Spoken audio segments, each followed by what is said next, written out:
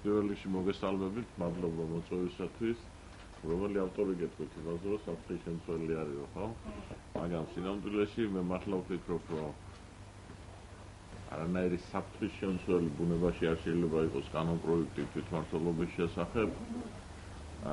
და მით უმეტეს ეს კანონპროექტი, რომელიც საკმაოდ დიდი კომპრომისების შედეგი არის იმ სახით, როგორც დღეს არის. მოდით ვთქვათ, რა იყო ამ კანონპროექტის მიზანი. ეს რეფორმა ჩვენი აზრით არის აუცილებელი, იმიტომ რომ სისტემა, რომელიც ჩვენ დაგვჭა ქვეყანაში წინა ხელისუფლებებისგან, მე ამ მხოლოდ ერთ ხელისუფლებას არ ვიტყოდი, იგივე შევარდნაძის ხელისუფლებასაც ვიტყოდი, ეს არის სუპერცენტრალიზებული სისტემა, როდესაც მთელი ფინანსების 97% არის ცენტრალური ხელისუფლების, ანუ ჩვენ ხელში და შესაბამისად უფლებამოსილებებიც ასევე ცენტრალური ხელისუფლების ხელშია. 2006 წლის 5 წლის რეფორმის შედეგად ჩვენ მივიღეთ ევროპაში ერთ-ერთი ყველაზე მსხვილი, სიმართლე რომ ვთქვათ, დიდი ბრიტანეთის შემდეგ ყველაზე მსხვილი ერთეულები და შესაბამისად ფაქტიურად იმდენად შემცირებული არის მოსახლეობის ჩართულობა საქართველოში მიმდინარე პროცესებში, რომ რეალობაში თვითმმართველობაზე საუბარიც კი ზედმეტია, იმიტომ რომ თვითმმართველობის ერთ-ერთი მთავარი ფუნქცია არის სწორედ ის, რომ მოსახლეობამ თავად გადაწყვიტოს თავიანთ სოფლებში და ქალაქებში ის პრობლემები, რომელიც ამ სოფლებში და ქალაქებშია. მე მარტივ მაგალითს მოგიყვანთ, ხშირად მომყავს ეს მაგალითი, რა ხდება დღეს, როდესაც 900 ლარიანი პროექტი არის გასაკეთებული სოფელში, გასკა წყალი. სოფელმა წუნებული სახით უნდა მომართოს გამგებელმა უნდა მომართოს ინფრასტრუქტურის სამინისტროს უნდა მისცეს ნებართვა, რომ დაიწყონ პროექტის გამზადება, ისინი გამზადებენ პროექტს, მერე მოდის ინფრასტრუქტურაში, მერე უთანხმდება ეს ფინანსთა სამინისტრო და ბოლოს 900 ლარიანი პროექტი გადაწყვეტილებას იღებს საქართველოს მთავრობა თავის ფონდს. ეს არის ის მარაზმი, რომელშიც ჩვენ ვიმყოფებით დღეს. ასე რომ ქვეყნის მართვა არ შეიძლება ჩემი აზრით, რა ვიცი, ჩვენი ქვეყნის განვითარება გვიჩვენებს, როგორც ვართ განვითარებულები. არის საინტერესო ისიც, რომ მიუხედავად იმისა, რომ ჩვენ გვაქვს ერთ-ერთი ყველაზე მსხვილი თვითმმართველობა და სხვა შორის არა მარტო მოსახლეობის, არამედ ტერიტორიული სიდიდის მიხედვითაც ევროპაში, თანხები, რომლებსაც უშვებთ ჩვენ ცენტრიდან რეგიონში, ანალიზი არის გაკეთებული, რაც თანხდება, რაც ხმარდება ეს თანხები 70% რაიონში, როდესაც თანხა მიდის რეგიონა პროექტ ცენტრიდან, ეს თანხა ხმარდება რაიონული ცენტრის განვითარებას. ანუ პრინციპში სოფლები არის გათიშული პროცესი. იმასაც გეტყვით, რომ რა თანხები მიდის დღეს, ხო, რა არის თავარი ტრანსფერი, რომელთაც ცხოვრობს თვითმმართველობა, ეს არის გამოთანაბრებითი ტრანსფერი. მინდა გითხრათ, რომ გამოთანაბრებითი ტრანსფერის ოდენობა არის 750 მილიონი მთელ ქვეყანაში, აქედან 450 მილიონი არის თბილისი, 40 მილიონი არის ბათუმი და დანარჩენი თანხა ნაწილდება 250 მილიონი ნაწილდება მთელ საქართველოში. ეს არის ძალიან ცოტა. მინდა გითხრათ და ეს 250 მილიონიც მე შიგნით როგორ ნაწილდება, გითხარით 70% ერთ დასახლებულ პუნქტს მართავთ.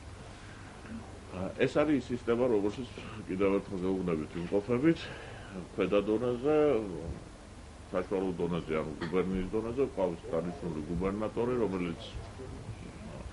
რომელსაც არანაირი ურთიერთობა არ გააჩნია ადგილობრივ ხელისუფლებასთან, ოფიციალური ურთიერთობები, არანაირი უფლებამოსილებებიც არ გააჩნია და ამასთან ერთად არანაირი ფუნქციებიც არ გააჩნია. სინამდვილეში გარდა ერთი ფუნქციისა, რომ ტელეფონით დაელაპარაკა, დაერეკა და დაებარებინა ხოლმე. ისმენთ.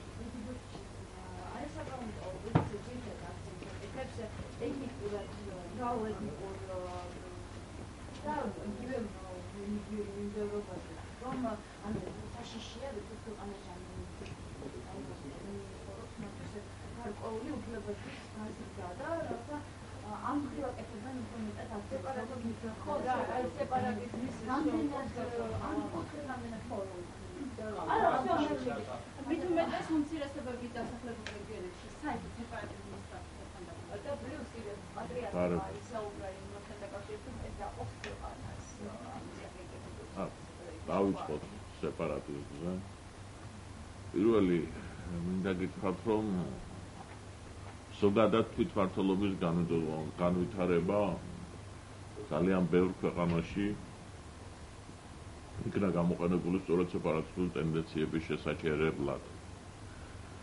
ეს არ არის თეორია, ეს არის პრაქტიკა განვითარებული ევროპული ქვეყნების. მე გეტყვით ძალიან მარტივ მაგალითს. დღეს ნებისმიერი ეთნიკური უმცირესობით დასახლებულ პუნქტში, როდესაც რაღაცა არის გაფუჭებული და რაღაცა არ კეთდება, ძალიან ბევრ დემაგოგს თეორიულად აქვს საშუალება გაიშვიროს თბილისისკენ ხელით და თქვას, რომ იცი რა, ამას ქართველები არ გვეკეთებენ, იმიტომ რომ ჩვენ ქართველები არა ვართ. ჩვენ როდესაც ვამბობთ, რომ მივცეთ ამ სოფლებს და ქალაქებს იმისი უფლებამოსილება, რომ ეს ადგილობრივი პრობლემები გადაწყვიტოს, აირჩიოს თავისი წარმომადგენელი, ქონდეს ფული და ქონდეს უფლებამოსილება, რომ ეს ადგილობრივი პრობლემები გადაწყვიტოს, მე მიმაჩნია, რომ ეს მნიშვნელოვანი ფაქტორი იქნება იმისათვის, რომ ის შესაძლო დემაგოგები, რომელიც ნებისმიერ სოციალურ ინფრასტრუქტურულ სხვა ტიპის პრობლემას ეცდებიან გამოიყენონ ეთნიკური შუღლის გასაყრელებლად, რომ ეს ტენდენციები შევაჩეროთ და ამისი საშუალება არ მიცემ. კიდევ ერთხელ ვიმეორებ, ახალ ველოსიპედს ვერ გამოვიგონებთ ჩვენ. ეს ასეთი ტიპის რეფორმები ეს არის სწორედ იმისკენ მიმართული, რომ ზუსტად სოციალური და ეკონომიკური პრობლემების მერე სეპარატისტული მიზნებით გამოყენებას რო შეუშალოს ხელი. რეგიონის დონეზე. მე სულ მაგ ეს კითხვა. დღეს ჩვენ გვაქვს ესეთი ვითარება, რომ გვაქვს ძალიან მსხვილი თვითმმართველობები და ჩვენი უმცირესობები ამ თვითმმართველობებში არიან ჩაკეტილები. მათ რაღაცა საფეხურები, რომზეც წამოვიდნენ, მათ ამის კიბე არ არსებობს სახელმწიფოში. თუ ჩვენ საუბრობთ იმაზე, რომ ჩვენ გვინდა ინტეგრაცია ჩვენი ეთნიკური უმცირესობების და მე მიმაჩნია, რომ ეს არის ერთ-ერთი უმთავრესი ამოცანა, არა იზოლირება, არამედ ინტეგრირება. ესეც არის უმნიშვნელოვანესი ამოცანა, თუ ჩვენ გვინდა, რომ ოდესმე სეპარატისტული ტენდენციები საერთოდ ამოვზერგოთ ამ ქვეყანაში.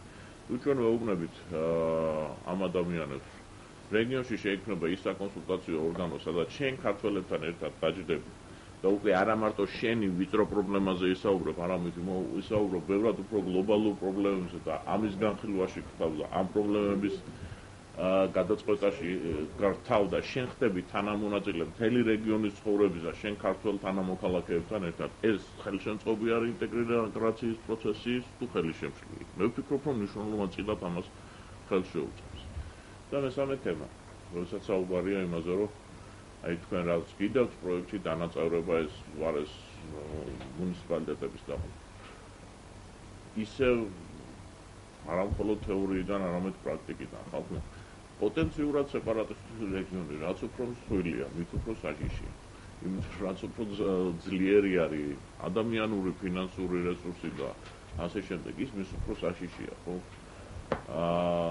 სულ ამ კითხვას ვისაც დიახ ვლაპარაკობ უკვე, იმიტომ რომ ძალიან სამარცხვინოა ის, რაც დღეს ხდება, განსაკუთრებით პოლიტიკური ოპოზიციის ნაწილის მხრივ. ძალიან სამარცხვინოა. დღეს რა უფრო საშიში იქნებოდა ქვეყნისათვის. კიდევ უფრო მეტად გაერთიანებული რო ყოფილიყო ის სეპარატისტული, პოტენციური სეპარატისტული ოლქები, თუ ის რო დღეს კიდევ რაიონებად არის დაყოფილი. რა უფრო საშიში იქნებოდა ქვეყნებად. ხო, მარტივია რომ რაც უფრო მსხვილია რეგიონი, რაც უფრო მეტი ფულია, რაც უფრო ერთ კლანზე არის ჩამოკიდებული. ეს ხო ესე იყო ყოველთვის გაკეთებული.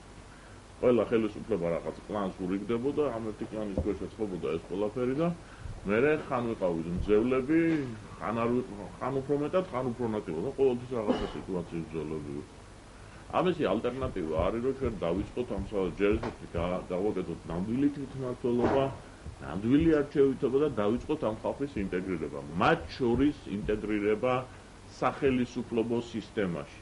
ის რომ ჩვენ გუბერნიის დონეზე მათი არჩეული წარმომადგენლები შეიძლება ჩამოვიყვანოთ და ქართველებთან ერთად ჩავაბათ იმ რეგიონის სოციალურ-ეკონომიკური პროგრამების შემუშავებაში და სხვა ნებისმიერი პროგრამის შემუშავებაში, მე მიმაჩნია, რომ ეს არის სწორი გზა და არა მათთვის ხელისყურა და არა მათი ჩაკეტვა იმ თვითმმართველობებში. არა, სამი კომიტეტი გავლილია კოდექს, სამი კომიტეტი გავიარეთ. მნიშვნელოვანი გახდება ხვალიდან კი, მნიშვნელოვანი. კომიტეტები არის, თორმეტ კაცთან იწყება და ეხლა ხვალრად შევა უკვე პარლამენტში, რაიმე სახეცვლილება განიცადა ამ კრიტიკული მოსაზრებების ანუ როგორი სახით შედის ხვალიდან დოკუმენტი ჯერჯერობით შესულია იმ სახით და ის ვერ შეიცვლება, იმიტომ რომ ის მთავრობამ მიიღო და ამ სახით წარადგინა. ანუ ცვლილებები შეიძლება მოხდეს მხოლოდ საკომიტეტო მოსმენების დროს წარდგენილი წინადადების სახით. ერთადერთი შენიშვნა არის მოსული ჯერჯერობით საკომიტეტო სოფლის სოფლის კომიტეტი ხო? გიგლა გულაშვილის კომიტეტი და არის აგრარული კომიტეტი. აგრარული კომიტეტიდან გვაქვს შენიშვნა, იცით რომ ჩვენ მიწის გადაცემის სახელმწიფოს მხრიდან თვითმმართველობაზე მიწის გადაცემის ვადა 2017 წლამდე გვიწერია, იმიტომ რომ ასე მოითხოვა იუსტიციამ რომ რეგისტრაციის პროცესი მოეწესრიგებინა და აგრარული კომიტეტი ითხოვს უკან გადმოწევას, რომ ეს ანუ უფრო ახლოვა და შენიშვნა. რა თქმა უნდა, არის მომზადებული გარკვეული წინადადებები, მაგალითად ის რომ ქალაქების მიწვეულობა, თვითმმართველი ქალაქების მიწვეულობა შემცირდა მეულოცავ ამას არასაპარლამენტო ოპოზიციას. 13 უნდა ყოფილიყო დავა 7-ზე. ანუ 7+5 იქნება. ეხლა იქნება 12 რა. მოგონა ვერ შევიდოდა.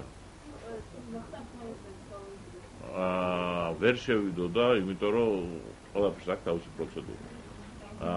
ცვლილებები რომ შევიდეს იმ პროექტში, რომელიც მთავრობამ წარადგინა, ეს ცვლილებები ვიღაცამ ოფიციალურად უნდა წარმოადგინოს. შეთანხმებები არის რაღაცეებზე მიღწეული. მე მართლა მიმაჩნია რომ საპარლამენტო ოპოზიციას მაგალითად ზოგადად ოპოზიციას უკეთესი იქნებოდა, რაც უფრო მეტი ქალაქი იქნებოდა, მეტი შანსი ექნებოდა გაიყვანათ, ჩვენც გასაოცარი პოზიცია დაიკავეს მაგდან. ანუ შევაცვლილება კიდევ უფრო შევაცვლილება უწინიყოთ 15,000 მოსახლეზე მეტი ქალაქს ენიჭებოდა თვითმმართველის სტატუსი, ეს გადავა რეგიონულ ცენტრებს. ანუ რეგიონული ცენტრები ეს არის თელავი, რუსთავის ისედაც აქვს ეს სტატუსი, მცხეთა, გორი, ახალციხე, ამბროლაური, ოზურგეთი, ესე დაემატა. ანუ სულ რამდენი თვითმმართველი 12 ეხლა 5 გვაქვს, 7 დაემატება 12 თვითმმართველი ქალაქი გვაქვს. 13-დან 7-მდე შემცირდა. არა, 18-დან 12-მდე შემცირდა. 5 გვაქვს. არა, 18 უნდა ყოფილიყო, ჩემო კარგო, 13 დაემატებოდა 5 არსებობს. ეხლა 7 დაემატება 5 არსებობს. ანუ 6-ით ნაკლები იქნება. დიახ. ბატონო ირაკლი, არ შემიძლია არ გითხოთ ქუთაისთან დაკავშირებით. რა, ანუ ქუთაისის საკრებულოში პატრიოტთა ალიანსი იყო უმრავლესობა, და გოჩათებულის თავმჯდომარეობით. გოჩათებულის თავმჯდომარეობით ვერ იქნება, თევდორაძე არ გახლავთ საკრებულში. ქუთაისის ორგანიზაციის ხელმძღვანელია გოჩათებულიძე, რამდენიმე წევრმა დატოვა ვიცე-სამეფო პარლამენტის ეგამბები და გოჩათებულიძე თქვა თქვენ პირადად გადანაშაულეთ უშიშროებასთან ერთად, ასე ვთქვათ, რომ ამ პერიოდზე ახორციელებით ზეწოლას და თქვენაც მე ვახორციელებდი. აი ესე თქვა ზუსტად თქვენი სახელი და გვარი პირდაპირ. დავით კოფერფილდი ვარ, ესე იგი დისტანციურად ვახორციელებდი. რა კავშირი გაქვს ამ საკითხთან? რატო გადანაშაულეთ ეს ადამიანი თქვენ ესე პირდაპირ ზეწოლაში? რატომ უნდა გითხოთ გოჩა თევდორაძეს ნამდვილად? რაც შეეხება ამ დაჯგუფებას, რომელიც არის ნაციონალური მოძრაობის ყოფილი ჯგუფი, რომელიც გამოიყო და შექმნა შემდეგ იქ ეს ამ პარტიის ადგილობრივი ორგანიზაცია, ჩემი აზრით ეს არის ჯგუფი, რომელიც ძალიან ცუდად იქცევა ქუთაისში და ის რაც ხდებოდა აქამდე ამ ქალაქში არის სრულიად წარმოუდგენელი. ნუ ბოლო, ასე ვთქვათ, მოუყავები რაც არის ამ ჯგუფის, ეს არის 26 სკვერის და 20 ტროტუარის აპრივატება ქალაქში, ფაქტიურად 30 წლიანი და 40 წლიანი იჯარებით გადაცემა, ფაქტიურად ქალაქში ხდებოდა ის, რომ ერთი ჯგუფის, ერთი პოლიტიკური დაჯგუფების ფინანსურ-ეკონომიკური ინტერესების დასაკმაყოფილებლად იყო მთელი ქალაქი ქცეული. მე ასე უყურებდი ამ პრობლემას. შეიძლება მეშლება, მაგრამ მე მაინც ასე ვფიქრობ. რაც შეეხება და რა თქმა უნდა იქ რომ მურღულიას ჩასვლა მოხდა და მურღულია იქნა არჩეული მერის მოვალეობის შემსრულებლად, ეს კატალიზატორი გახდა გარკვეული მოვლენების, იმიტომ რომ ახალი მერის მოვალეობის შემსრულებელმა პირდაპირ განაცხადა, რომ ის არ აპირებს ამ ვითარების გაგრძელებას.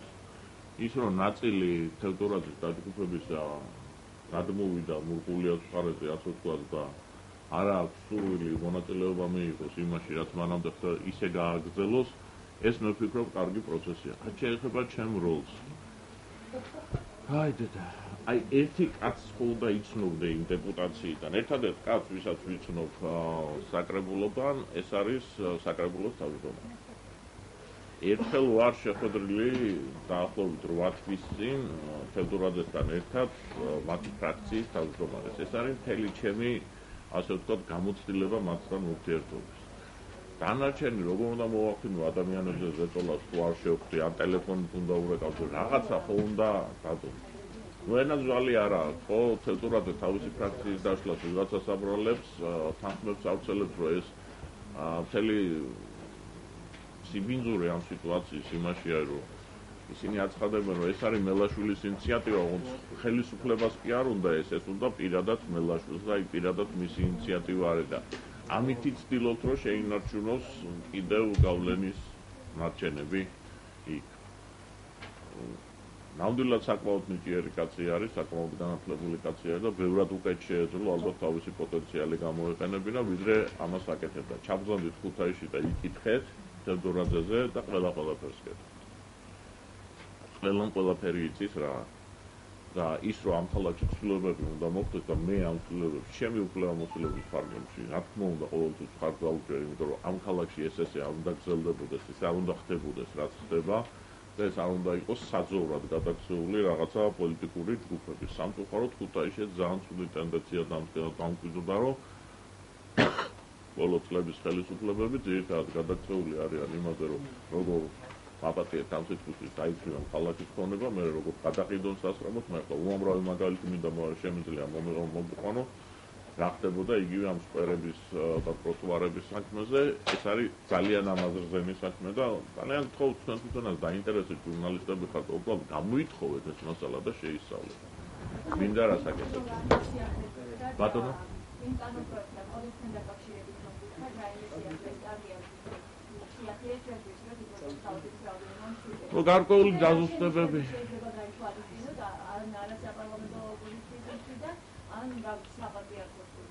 არასაპარლამენტო ოპოზიციის მხრიდან, რა გითხრათ, მე დავში სრულიად გაოცებული, როდესაც წავიკითხე ერთი პუნქტი, რომ რეგიონში არ უნდა შეიქმნოს არც ერთი წარმომადგენლობითი ორგანო და არც ერთი არ იქნება არც წარმომადგენლობითი და არც აღმასრულებელი ხელისუფლება არ ირჩევა და ეს იციან, მაგრამ ამას ხელს აწერენ პარტიები, რომლებიც ჯერ კიდევ 2012 წლის საპრეზიდენტო და მანამდე საპარლამენტო არჩევნებზე გამოდიოდნენ მოთხოვნები წაიკითხეთ მათი პროგრამა. რომ ორდონიანი ერთი წუთი დაამთავრებინეთ. ორდონიანი თვითმმართველობა უნდა იყოს ქვეყანაში, რეგიონის დონეზე გუბერნატორები არჩევითი უნდა იყოს და ასე შემდეგ, ასე შემდეგ. დღეს ეს პოზიციები კარდინალურად შეიცვალა. ქონდა შეხვედრა მათთან. მათ წინა კვირაში მათ არ მოინდომეს უბრალოდ საერთოდ განხილვა ამ დოკუმენტის, პირდაპირ გადავიდნენ მოთხოვნაზე, რომ გავაკეთოთ ინტერპარტიული ჯგუფი. ეს არ არის მოთხოვნა, რომელზედაც შეგვიძლია, ჩვენ ვართ ადეკვატური მოპასუხეები. მე ვარ აღმასრულებელ ხელისუფლებაში, მუშაობ სახელმწიფო კანცელარიაში და პოლიტიკური პარტიები რა ტიპის და როგორი ფორმატის მოლაპარაკებებს გამართავენ, არც თენგი შერგელაშვილის და არც ირაკლი მელაშვილის გადაწყვეტი არ არის. მათ უნდა მიემართათ შესაბამისი პოლიტიკური პარტიების საწმარდო. ეს არის ესეთი ზალით გამწვავების და დემაგოგიის გარკვეული ნაზარი. ვერ გეტყვით რა შეიძლება გავითვალისწინოთ, მე ვიცი რაც გავითვალისწინეთ, მაგალითად იყო შიში იმისა, რომ თქვენ იცით, რომ მაგალითად კანონპროექტის მიხედვით თვითმმართველობას აქვს გრანტის მიღების უფლება. ეს უფლება აქვს, მას შემდეგაც თვითმმართველობა შეიქმნა ზოგადად, მაგრამ ნუ ახლა გაჩნდა იმისი შიში, რომ თვითმმართველობა მე შეიძლება გამოიყენოს აქ შემოვიდეს ექსტრემისტული ფული და ასე შემდეგ, ასე შემდეგ. კი ბატონო, ჩავწერეთ, რომ ჩავწერთ ალბათ შევიდან დასაცვლელებას, რომ თვითმმართველობას გრანტის მიღების უფლება ექნება მხოლოდ საკუთარი უფლებამოსილების ფარგლებში და ექნება ფინანსთა სამინისტროს თანხმობით. და ამით დავიღებთ თავს. ქალაქებზე გითხარით, ხო, ალბათ შეიძლება ამოღებული იქნეს სოფლის თვითმმართველობის, საზოგადოებრივი თვითმმართველობის ნაწილი, რომელიც სოფლებში საზოგადოებრივ საბჭოს და ქალაქის უბნებში საზოგადოებრივ საბჭოს ეხება. მე არ მიმაჩნია, რომ ეს, ასე ვთქვათ, ნათლად კარგი არის, იმიტომ რომ საზოგადოება ჩვენ ძალიან გვჭირდება საზოგადოების ჩართულობა ქვეყნის მართვის პროცესში. ეს გარკვეული მექანიზმები იყო, რომელიც ასევე აპრობირებულია მთელს ევროპაში, ჩვენ ახალი არაფერი არ მოგვიგონია, კიდევ ერთხელ ვიმეორებ. მაგრამ რახან არ არის პოლიტიკური კონსენსუსი ამ საკითხზე და რახან გაჩნდა სრულიად ირაციონალური შიშები, რომ თურმე ეს გადაიქცევა პარტიულ ორგანიზაციებად ქართული ოცნების, კი ბატონო ამოღებული იქნას, თუმცა ვფიქრობ, რომ ჩვენ ბევრ რამეს დავკარგავთ იმითი, თუ სოფელში იურიდიული სტატუსი არ ექნება. მაგრამ ამ ეტაპზე ყოველ შემთხვევაში სესია შევხედოთ ჩატარდება არჩევნები და მე შეიძლება მოვუბრუნდეთ ამ საკითხს. აი ჯერჯერობით ეს არის რაღაცა ძირითადები. არჩევნებამდე მოხდება ამ 7 ქალაქის გამოყოფა და მოხდება ამ 7 რაიონული ცენტრის ტერიტორიაზე ფორმირება ახალი მუნიციპალიტეტების. განარჩენილი არჩევნების შემდეგ გაგრძელდება ყოველთვის ვამბობთ, დღესაც გავიმეორებ. თვითმმართველობის რეფორმა ეს არ არის ფიქრიერი პროცესი, ეს არის ძალიან განგრძობითი პროცესი. 2017 წლამდე შეიძლება ვერ დამთავრდეს ეს. 8 წელი გრძელდება ხოლმე ჩვეულებრივად სახელმწიფოებში. ეს არის ძალიან მე მიმაჩნია, რომ ეს არის ერთ-ერთი უმნიშვნელოვანესი რეფორმა ჩვენ თუ გვინდა ოდესმე სამოქალაქო საზოგადოება შექმნას. სამოქალაქო საზოგადოება ხალხმა არასამთავრობო სექტორი არ არის. სამოქალაქო საზოგადოება არის ის, როდესაც საზოგადოებას გააჩნია ბერკეტები აკონტროლოს ხელისუფლება. ეს ბერკეტები მას არ ექნება არასოდეს თუ ჩვენ თვითმმართველობა არ გავაკეთებთ, იმიტომ რომ თუ საზოგადოება ჩვენ იმას არ ვამბობთ, რომ ის საკითხები გადაწყვიტოს, რომ მის ქალაქში და მის სოფელში წყალი გაკეთდეს, კანალიზაცია თუ ფასადი შეიღებოს, ასეთი საზოგადოება არასდროს არ გააკონტროლებს ცენტრალურ ხელისუფლებას, არასდროს არ იქნება სამოქალაქო საზოგადოება. ამიტომ აქ მართლა არის ბრძოლა იმისათვის, რომ და მე მინდა ეს კარგად გაიგოთ განსაკუთრებით ჟურნალისტები. აქ მართლა არის ბრძოლა იმისათვის, რომ ჩვენ გადავალთ ნორმალური დემოკრატიული განვითარების გზაზე თუ დავრჩებით სუპერცენტრალიზებულ სახელმწიფოში.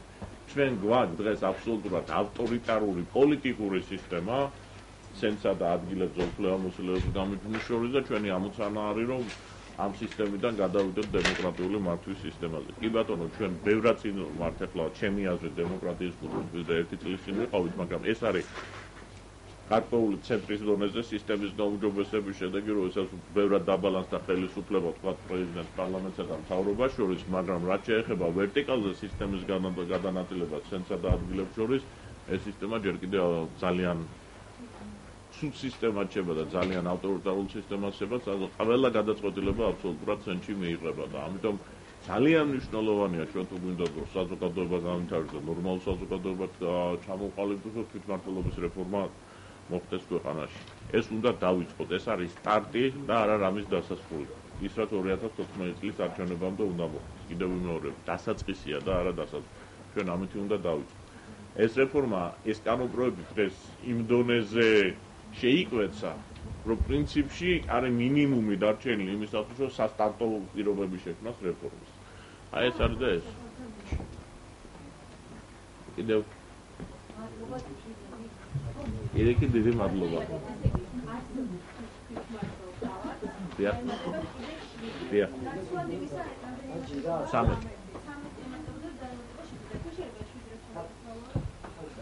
რეგიონული ცენტრები თელავი, გორი, მცხეთა, ახალციხე, ამბროლაური, ოზურგეთი და ზუგდიდი. Yeah.